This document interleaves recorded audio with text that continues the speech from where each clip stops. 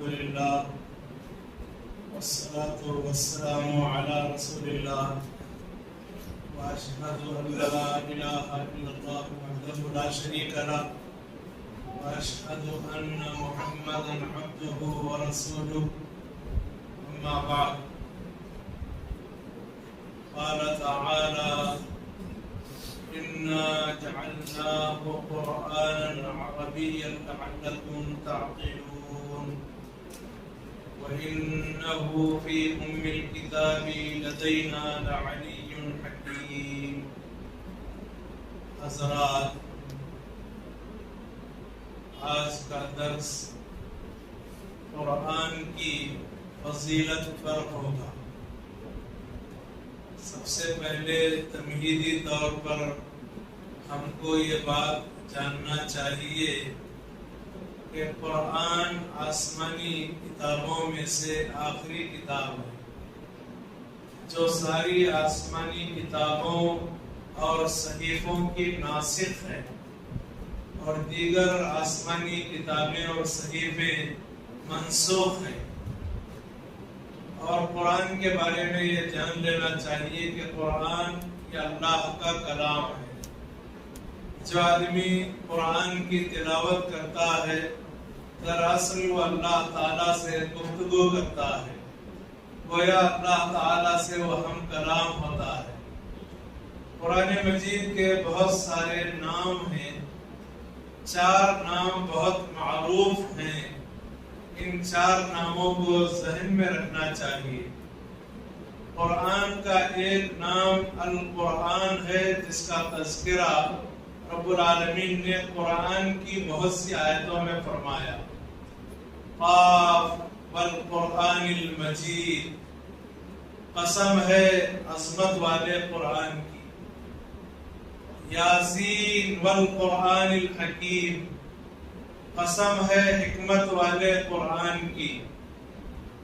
وَنُنَزِّلُ مِنَ الْقُرْآنِ مَا هُوَ شِفَاءٌ، ہم قرآن میں سے بعض ایسی آیتیں نازل کرتے ہیں جو شفا ہیں اور رحمت ہیں ایمان والوں کے لیے. تو قرآن کا ایک نام القرآن ہے، اور القرآن کے معنی ایسی کتاب جو زیادہ سے زیادہ پڑھی جائے. دنیا میں قرآن کے مقابل میں کوئی کتاب نہیں ہے جو زیادہ تلاوت کی جاتی ہو، پڑھی جاتی ہو. دن اور رات کے مختلف اوقات میں دنیا بھر کے لوگ اللہ کے کلام کی تلاوت کرتے رہتے ہیں. اور قرآن کے ناموں میں سے ایک اہم نام اس کا الکتاب ہے، یعنی ایسی کتاب جو لکھی ہوئی ہے لوح محفوظ میں. اور دنیا میں بھی اللہ رب العالمین نے قرآن کی حفاظت کے لیے لکھنے کا نظم فرمایا، اور یہ کتاب لکھی ہوئی ہے. اسی لیے قرآن کی اکثر آیتوں میں اللہ تعالیٰ نے الکتاب سے اسے تعبیر فرمایا. ذالک الکتاب لا ریب فیہ، یہ کتاب ایسی ہے کہ اس میں ذرہ برابر شبہ نہیں ہے. رب العالمین کے کلام ہونے میں ذرہ برابر شک نہیں ہے. اور تیسرا اس کا نام الفرقان ہے، یعنی ایسی کتاب جو حق اور باطل میں فرق کرنے والی ہے، ہدایت اور گمراہی میں فرق کرنے والی ہے، حلال اور حرام میں فرق کرنے والی ہے، اچھوں اور بروں کے درمیان تمیز کرنے والی کتاب ہے. اللہ تعالیٰ نے فرمایا تبارک الذی نزل الفرقان علی عبدہ لیکون للعالمین نذیرا، بابرکت ہے وہ ذات جس نے اپنے بندے پر الفرقان نازل کیا تاکہ یہ لوگوں کے لیے ڈرانے والے ہو جائیں اور لوگوں کو خوشخبری سنانے والے ہو جائیں. اور تو اللہ کے رسول صلی اللہ علیہ وسلم پر اللہ نے الفرقان کا نزول فرمایا. اور قرآن کا مشہور نام الذکر ہے، اور الذکر کے معنی ایسی کتاب جس سے نصیحت کی جائے، نصیحت حاصل کی جائے، یا ایسی کتاب جس کے ذریعے اللہ کا ذکر کیا جائے. چنانچہ اللہ تعالیٰ نے فرمایا اِنَّا نَحْنُ نَزَّلْنَا الذِّكْرَ وَإِنَّا لَهُ لَحَافِظُونَ، کہ بے شک ہم ہی نے الذکر کو نازل کیا ہے، نصیحت والی کتاب کو ہم ہی نے نازل کیا ہے اور اس کی حفاظت ہم ہی کرنے والے ہیں۔ تو گویا رب العالمین نے قرآن مجید کی حفاظت کی ضمانت لی ہے۔ تو مختصر بات یہ ہے کہ قرآن اللہ کا کلام ہے اور اللہ کی مضبوط رسی ہے۔ قرآن مجید یہ اللہ کی مضبوط رسی ہے جس کا ایک کنارہ دنیا میں ہے اور دوسرا کنارہ اللہ تعالیٰ کے پاس ہے۔ اسی لیے قرآن میں اللہ نے فرمایا وَاعْتَصِمُوا بِحَبْلِ اللَّهِ جَمِيعًا، تم سب اللہ کی رسی کو مضبوطی سے تھام لو، اللہ کی رسی کو مضبوطی سے پکڑ لو، یعنی قرآن جو اللہ کا کلام ہے اس پر عمل کرو، اس کی تعلیمات کو اپناؤ اور اختیار کرو۔ تو قرآن مجید یہ اللہ کی مضبوط رسی ہے اور قرآن مجید یہ اللہ کا سیدھا راستہ ہے۔ جو آدمی سیدھا راستہ چاہتا ہے اس کو چاہیے کہ اللہ کے کلام سے وہ رابطہ پیدا کرے اور قرآن مجید سے اپنا تعلق جوڑے، اور جو آدمی اس قرآن کے تعلیمات کو لازم پکڑے گا وہ ہدایت پر رہے گا، اور جو آدمی قرآن سے اعراض کرے گا وہ گمراہ ہو جائے گا اور بھٹک جائے گا۔ اللہ رب العالمین نے قرآن مجید کی بہت سی جگہوں پر تعریف فرمائی ہے اور قرآن کے مقام اور مرتبے کو رب العالمین نے واضح فرمایا ہے۔ چنانچہ تلاوت کردہ آیت مبارکہ میں قرآن کی عظمت کو اللہ نے بیان فرمایا اِنَّا جَعَلْنَاهُ قُرْآنًا عَرَبِيًّا لَعَلَّكُمْ تَعْقِلُونَ، بے شک ہم نے اس کو عربی قرآن بنایا تاکہ تم سمجھ سکو۔ ظاہر ہے قرآن رسول اللہ صلی اللہ علیہ وسلم کے قلب اطہر پر نازل ہوا اور مکہ والوں اور مدینہ والوں پر قرآن مجید کا نزول ہوا، یعنی ان کے لیے قرآن مجید کو نازل کیا گیا۔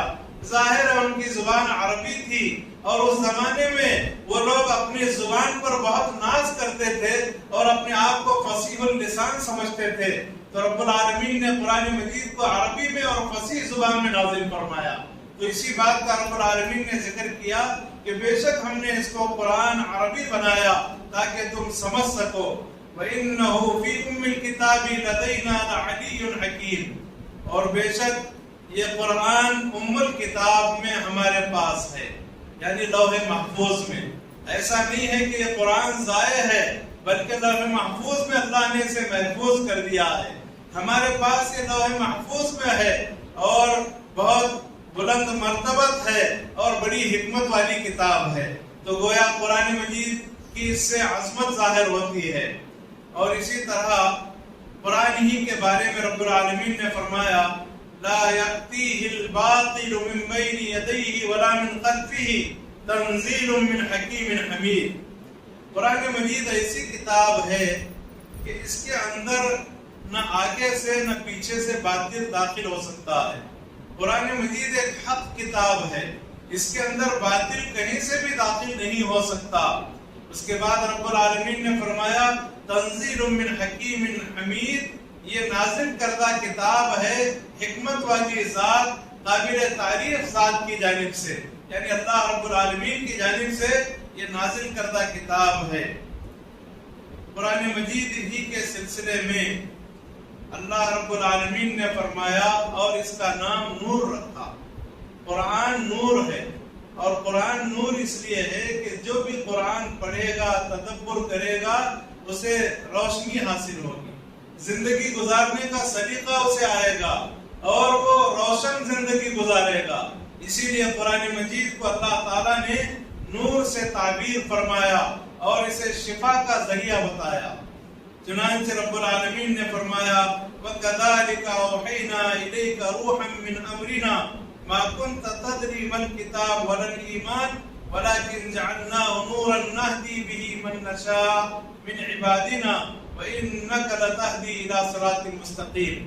سورہ الشورى کی آیت مبارکہ ہے، اور اسی طرح ہم نے وحی کی آپ کی طرف ہمارے حکم میں سے روح کی، اصل بات کی ہم نے وحی کی۔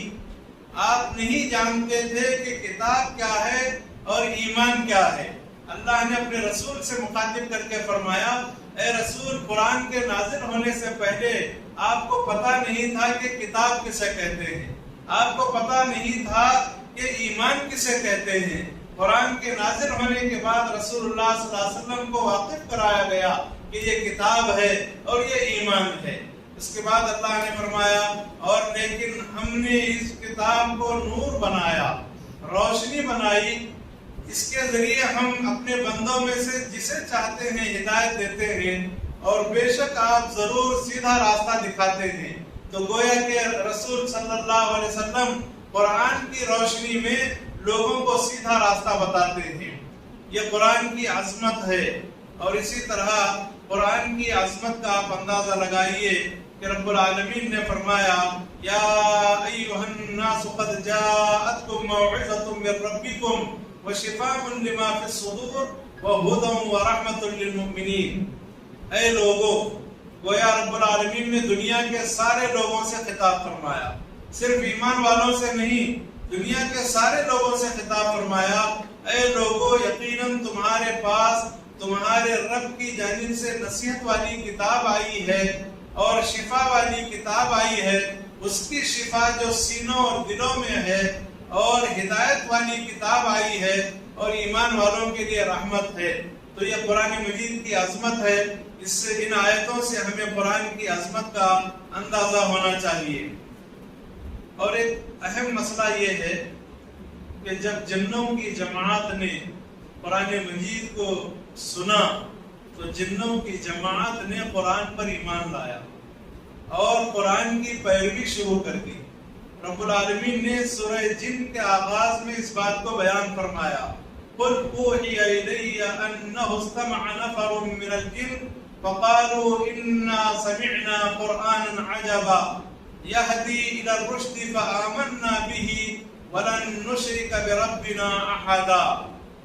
آپ کہیے میری طرف وحی کی گئی ہے کہ جنوں میں سے ایک جماعت نے قرآن کو غور سے سنا اور ان لوگوں نے کہا کہ بے شک ہم نے ایک عجیب قرآن سنا ہے، ایسا قرآن جو سیدھا راستہ بتاتا ہے، لہٰذا ہم نے تو قرآن پر ایمان لا لیا۔ جنوں کی جماعت نے اپنے ایمان کا اظہار کیا اور اس بات کو بھی کہا اور ہرگز ہم اپنے رب کے ساتھ کسی کو شریک نہیں کریں گے، ہم شرک نہیں کریں گے۔ تو گویا قرآن کے نازل ہونے سے پہلے جنوں کی جماعت اللہ کی عبادت میں شرک کیا کرتی تھی۔ جب وہ لوگ ایمان لانے قرآن پر تو انہوں نے اقرار کیا کہ ہم ہرگز اپنے رب کے ساتھ شرک نہیں کریں گے۔ قرآن کی عظمت کا آپ اس بات سے بھی اندازہ لگائیے کہ اللہ تعالیٰ نے قرآن مجید کی حفاظت کی ذمہ داری لی ہے اور مخلوق کو اس بات سے عاجز کر دیا ہے کہ مخلوق میں سے کوئی قرآن جیسی کتاب پیش کر سکے۔ چنانچہ اللہ نے قرآن کی حفاظت کی ذمہ داری لیتے ہوئے فرمایا اِنَّا نَحْنُ نَزَّلْنَا الذِّكْرَ وَإِنَّا لَهُ لَحَافِظُونَ، بے شک ہم ہی نے ذکر کو نازل کیا ہے اور بے شک ہم اس کی حفاظت کرنے والے ہیں۔ اور قرآن مجید ایک ایسی کتاب ہے، کوئی قوم باعزت زندگی گزارنا چاہتی ہے تو وہ قرآن کی تعلیمات پر عمل کرے۔ اگر قرآن کی تعلیمات پر عمل نہیں کرے گی تو وہ قوم ذلیل اور رسوا ہوگی۔ اس لیے کہ اللہ کے رسول صلی اللہ علیہ وسلم نے فرمایا ان اللہ یرفع بہذا الکتاب اقواما ویضع به آخرین، بے شک اللہ اس کتاب کے ذریعے قوموں کو بلندی پر پہنچاتا ہے اور اسی کتاب کے ذریعے سے قوموں کو ذلیل کر دیتا ہے۔ یعنی جو قوم اس کتاب کو اپنے پاس رکھے، پڑھے، سمجھے اور عمل کرے تو اس قوم کو عزت ملے گی، اور جو قوم اس کتاب کو اپنے پاس رکھے اور نہ پڑھے، نہ تدبر کرے، نہ عمل کرے تو وہ قوم ذلیل اور رسوا ہو جائے گی۔ تو گویا قرآن مجید عزت دینے والی کتاب ہے اور قرآن کے ذریعے سے اللہ تعالیٰ عزت عطا فرماتا ہے، اور اس کتاب کی بڑی فضیلتیں ہیں۔ رب العالمین نے فرمایا ان الذين يتلون كتاب الله واقاموا الصلاة وانفقوا مما رزقناهم سرا وعلانية يرجون تجارة لن تبور، بے شک وہ لوگ جو اللہ کی کتاب کی تلاوت کرتے ہیں اور نماز قائم کرتے ہیں اور خرچ کرتے ہیں اس میں سے جو ہم نے ان کو دیا ہے. چھپا کر خرچ کرتے ہیں اور ظاہر کر کے خرچ کرتے ہیں. اور یہ لوگ امید لگائے ہوئے ہیں ایسی تجارت اور ایسے کاروبار کی جو کاروبار ختم ہونے والا نہیں ہے. تو گویا یہ ساری نیکیاں کرنا دراصل ایک طرح کی تجارت ہے، ایک طرح کا اللہ کے ساتھ کاروبار ہے. اور ایسا کاروبار ہے کہ یہ کاروبار مٹنے اور ختم ہونے والا نہیں ہے. نہ ہی قرآن کی تلاوت کے ثواب سے محرومی ہے، نہ نماز کے اجر سے محرومی ہے، نہ اللہ کی راہ میں خرچ کرنے سے محرومی ہے. یہ ایسی تجارت اور ایسا کاروبار ہے. اللہ نے فرمایا لِيُوَفِّيَهُمْ أُجُورَهُمْ وَيَزِيدَهُمْ مِنْ فَضْلِهِ. اللہ تعالیٰ چاہتا ہے کہ ان کے بدلوں کو پورا دے اور اپنے فضل کو ان کے اندر اور زیادہ کر دے. انہو غفور شکور، بے شک وہ بہت بخشش والا، بہت ہی قدر کرنے والا ہے.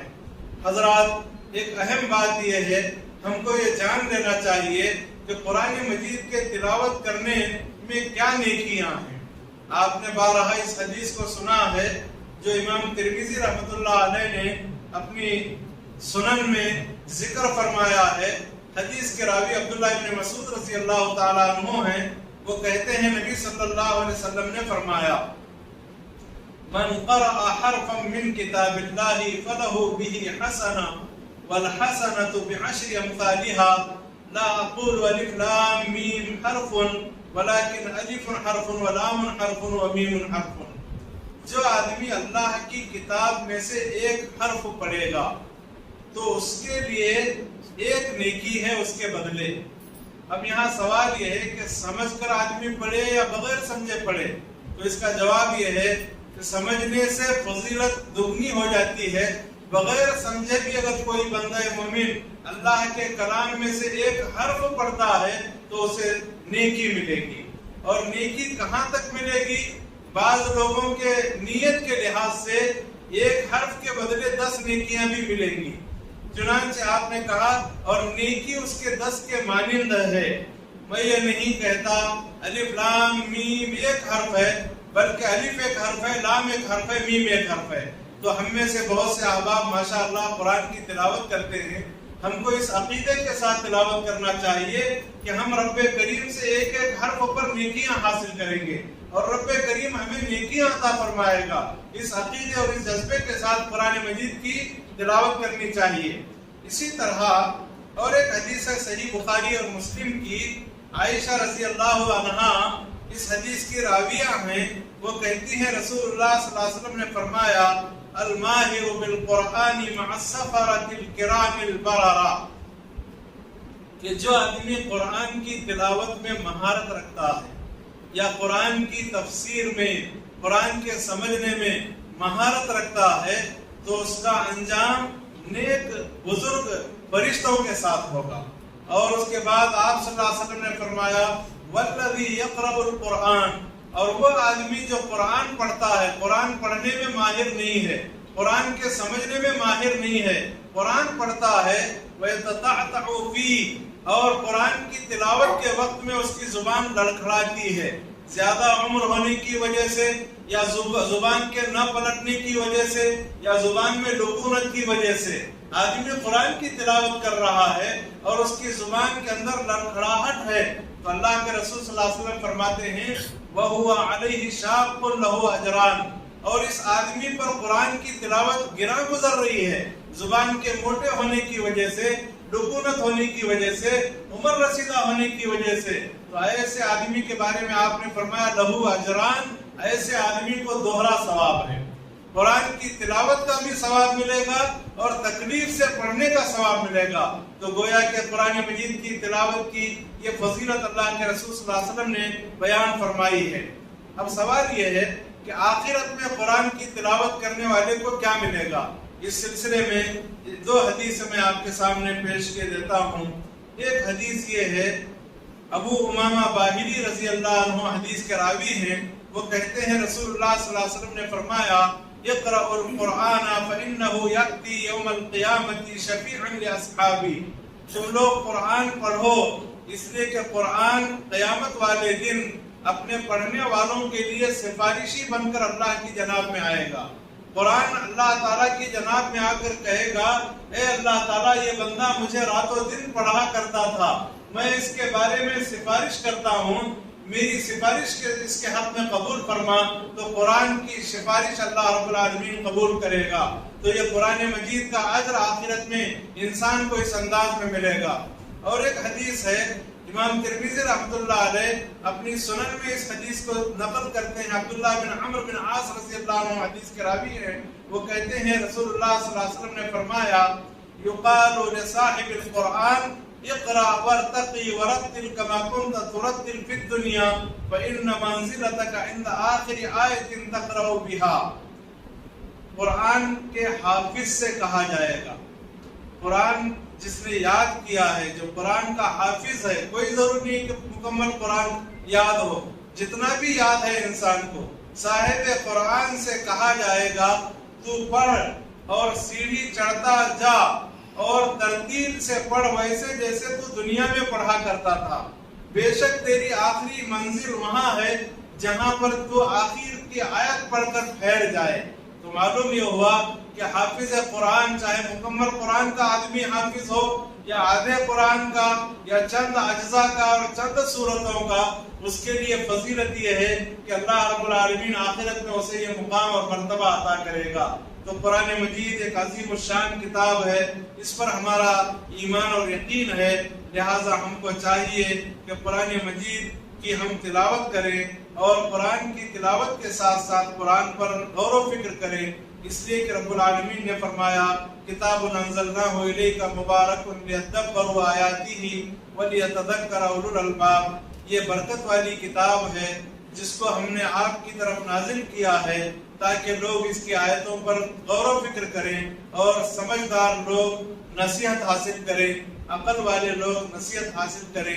لہذا قرآن مجید یہ برکت والی کتاب ہے اور یہ کتاب تدبر ہے اور کتاب نصیحت ہے، اور خاص بات یہ ہے کہ جتنا کچھ ہمیں قرآن یاد ہے اس کی ہم کو حفاظت کرنا چاہیے۔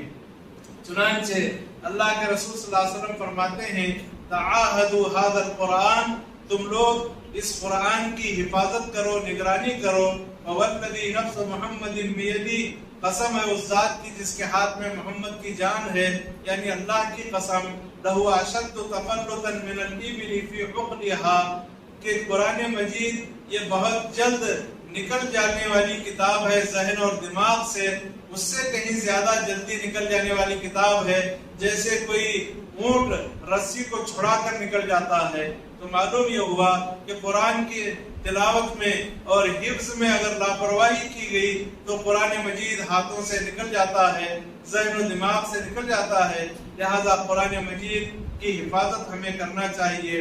اور اسی طرح ایک آخر میں ایک نقطے پر میں اپنی بات ختم کر دیتا ہوں، وہ یہ ہے کہ قرآن مجید کی تلاوت کے وقت میں خشوع ہونا چاہیے۔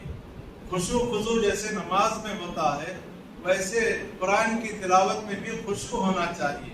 عبداللہ ابن مسعود رضی اللہ تعالیٰ عنہ کی حدیث ہے، انہوں نے کہا کہ مجھ سے نبی صلی اللہ علیہ وسلم نے فرمایا اقرأ علیہ، اے عبداللہ ابن مسعود میرے سامنے آپ قرآن کی تلاوت کیجئے۔ تو قلت یا رسول اللہ اقرأ علیک وعلیک انزل، اے اللہ کے رسول کیا میں قرآن پڑھوں آپ کے سامنے، جبکہ قرآن تو آپ پر اتارا گیا ہے، آپ پر نازل کیا گیا ہے۔ اللہ کے رسول صلی اللہ علیہ وسلم نے فرمایا نعم، ہاں میں چاہتا ہوں کہ میں دوسرے سے قرآن سنوں۔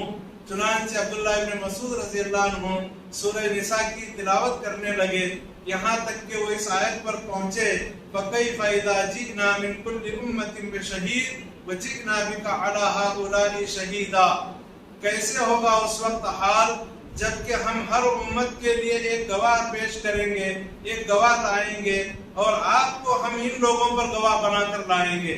یہ اللہ کے رسول صلی اللہ علیہ وسلم کا اعزاز ہے کہ اللہ کے رسول دیگر امتوں کے بارے میں بھی قیامت والے دن گواہی دیں گے۔ تو قرآن مجید کی جب یہ آیت اللہ کے رسول نے سنی تو آپ پر رفقت طاری ہو گئی، آپ نے کہا حسبک الآن، اے عبداللہ ابن مسعود آپ کے لیے آپ اتنا کافی ہے، اتنا آپ نے پڑھ دیا کافی ہے۔ تو عبداللہ ابن مسعود رضی اللہ عنہ فرماتے ہیں میں اللہ کے رسول کی طرف مڑ کر دیکھا تو اچانک آپ کے آنکھوں سے آنسو جاری ہیں، یعنی آپ کا دل بھر آیا اللہ کی اس نعمت عظیم پر کہ رب العالمین مجھے قیامت والے دن ایک مقام عطا کرے گا کہ مجھے دیگر امتوں پر گواہ بنائے گا. آپ کا دل بھر آیا اس نعمت عظیم کو یاد کر کے آپ نے اپنے آنسو بہائے. تو معزز حاضرین، قرآن مجید کی تلاوت میں بھی خشوع ہونا چاہیے، تدبر کرنا چاہیے. رب العالمین سے دعا ہے رب کریم مجھے اور آپ کو قرآن کی عظمت جاننے کی توفیق عطا فرمائے، اللہ کے کلام کی تلاوت کی سعادت نصیب فرمائے، اس کے کلام پر تدبر کرنے اور عمل کرنے کی توفیق اور سعادت نصیب فرمائے. آمین. ربنا تقبل منا انك انت السميع العليم وتب علينا انك انت التواب الرحيم. سبحان ربك رب العزة عما يصفون وسلام على المرسلين والحمد لله رب العالمين.